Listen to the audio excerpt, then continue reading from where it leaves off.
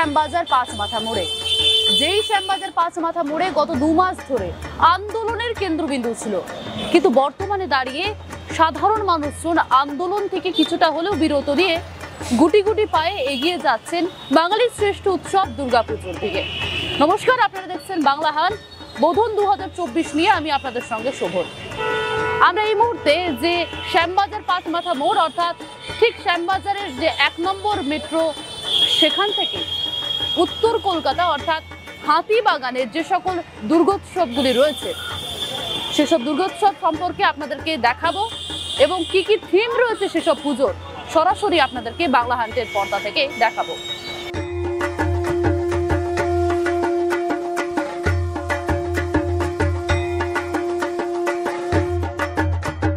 আমরা এই মুহূর্তে দাঁড়িয়ে রয়েছি উত্তর কলকাতার শিকদার বাগান সাধারণ দুর্গোৎসবের সামনে, যেখানে কিনা এবছরের দুর্গাপুজোর থিম করা হয়েছে মানবিকতার উৎসব।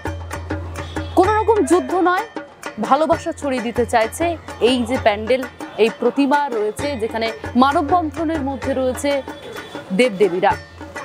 সরাসরি আমরা শুনে নেব এই ক্লাবেরই কোষাধ্যক্ষের কাছ থেকে সরাসরি তিনি কি বলছেন এই পুজো সম্পর্কে।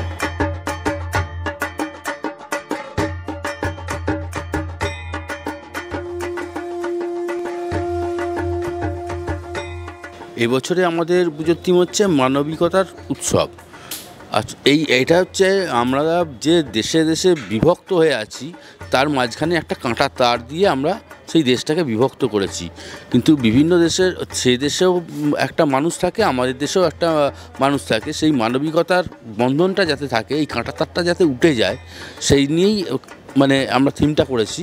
এই কাঁটা তারটা উঠে গিয়ে আমরা সেই কাঁটা তার দিয়ে যদি আমরা একটা শিল্প তৈরি করতে পারি, সেই শিল্পটাই এখানে শিল্পী তুলে ধরেছে। আমরা চাইছি মায়ের প্রতিমা এমনি যেরকম হয় সেরকমই, কিন্তু ওই যে তাদের যে কার্তিক গণেশ লক্ষ্মী সরস্বতী আছে সেটা একটা মানববন্ধন, মানে অন্য দেশের সঙ্গে আমাদের দেশের যে একটা মানে মানবিকতার একটা বন্ধন আছে, সেই বন্ধনটাকেই দেখাতে চাইছি।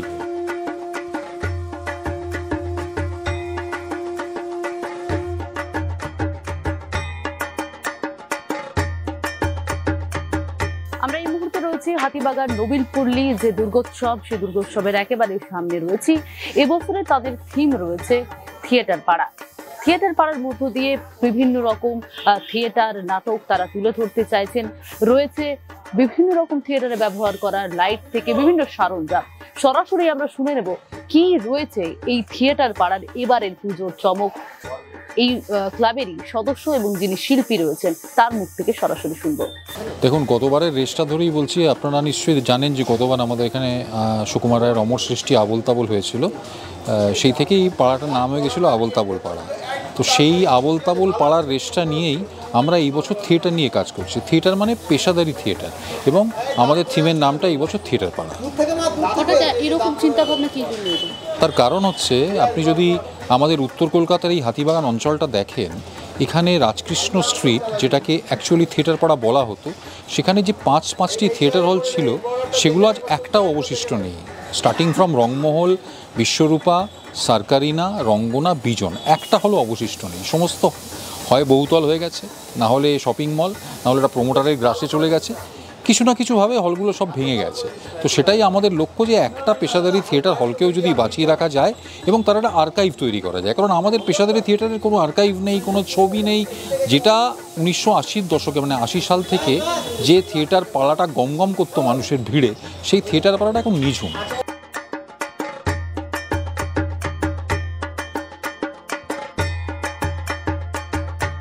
এই মুহূর্তে আমরা দাঁড়িয়ে রয়েছি উত্তর কলকাতার হাতিবাগান সার্বজনীন যে দুর্গোৎসব কমিটি, তার বাইরে 90 বছর পদার্পণ করলো এই পুজো। এই পুজোর মূলত যা থিম রয়েছে তা হচ্ছে প্রকরণ।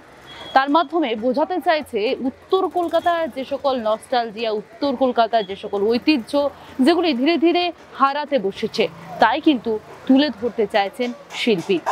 শিল্পীর মুখ থেকে সরাসরি শুনে নেব কি বলছেন এই প্রকরণ সম্পর্কে তিনি। এবছর হাতিবাগান সার্বজনীন যে কাজটা করছি সেটা হচ্ছে প্রকরণ, দ্য প্রসেস। ধরুন, মানে আমি হাতিবাগানে 2003-এ একবার কাজ করেছিলাম, আবার 21 বছর পর আমি হাতিবাগানে 2024-এ কাজ করছি। কিন্তু এই 21 বছরের মধ্যে এই অঞ্চলটার একটা না আমূল পরিবর্তন আমার লক্ষ্য করেছি। এবং এটা শুধু হাতিবাগান অঞ্চলটা নয়, উত্তর কলকাতার অলিতে গলিতে, উত্তর কলকাতা বলতে যে একটা আর্কিটেকচারাল কোয়ালিটি বা একটা যে নান্দনিকতা আমাদের চোখের মধ্যে ভেসে ওঠে, বা যে ঐতিহ্যটা বা বনেদিয়ানা, সেটা তার এখানকার কিন্তু উপনিবেশিক যে স্ট্রাকচারগুলো আছে সেখানে কিন্তু ধরা পড়ে।